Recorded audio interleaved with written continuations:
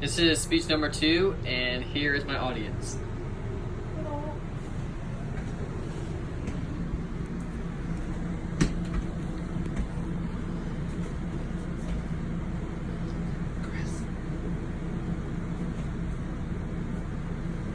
With the first pick of the 2019 NFL Draft, the Pittsburgh Steelers select. Now, most sports fans are familiar with this opening statement from Roger Goodell, who is the who is the commissioner of the National Football League. Today, I'm going to inform you guys about the NFL Draft. Today, we will talk about the Pacific rounds, how collegiate players are drafted, and how each team can make salary cap transactions. To begin with, I'm going to talk about the Pacific rounds. Now, most sports organizations have drafts. For example, like the NBA, NHL, and MLB.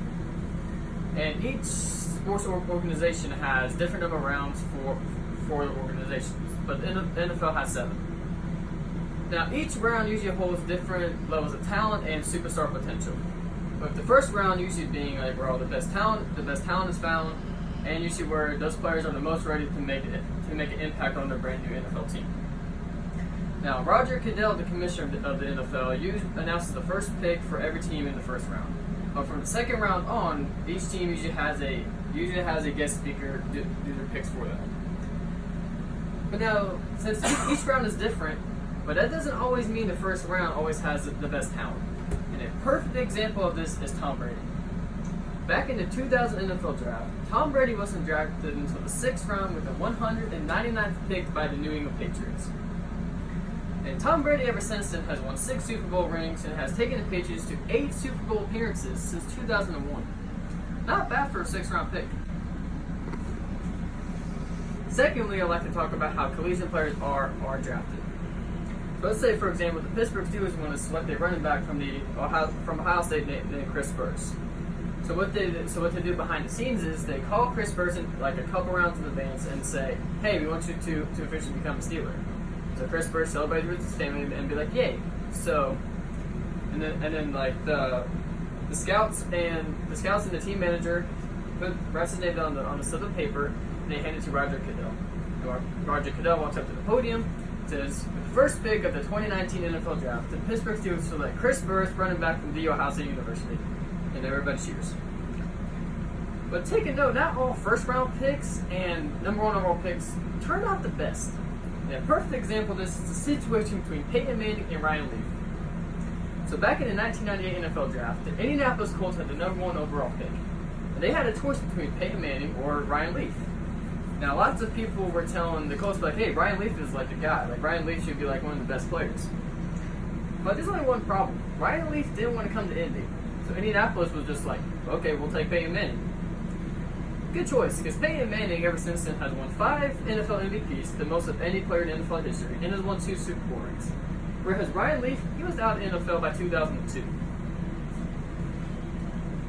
And lastly, I'd like to talk about how teams make salary cap transactions. Now, teams do this mostly during the actual draft, and they do this by having trades. Now, an example of this, let's say the Cincinnati Bengals had the number 1 overall pick in the draft, and the New York Giants had the 11th overall pick. Let's say the Bengals scouted the players and they were like, "Well, we don't really see any good players in this draft." But the Giants scouted and were like, "Okay, we really like some of these kids."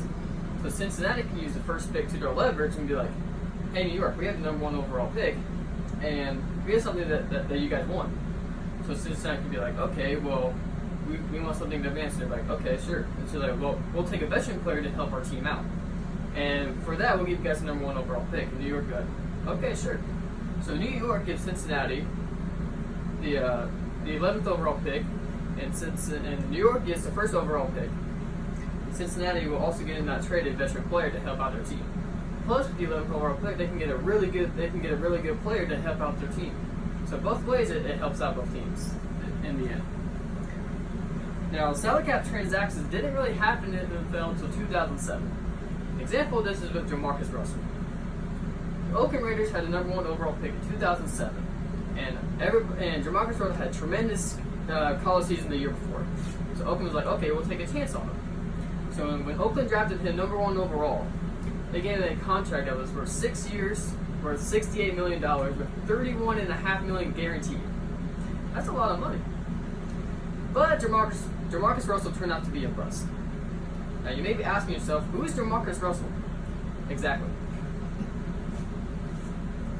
So in conclusion today, we talked about the Pacific rounds, how collegiate players are drafted, and we talked about how teams make salary cap transactions. And if you never heard of the NFL draft today, then I hope my speech today was informative and educational to you guys. If you have heard of it before, then I hope you have learned some new information today that help you understand it better. Thank you for your time to listen to my speech.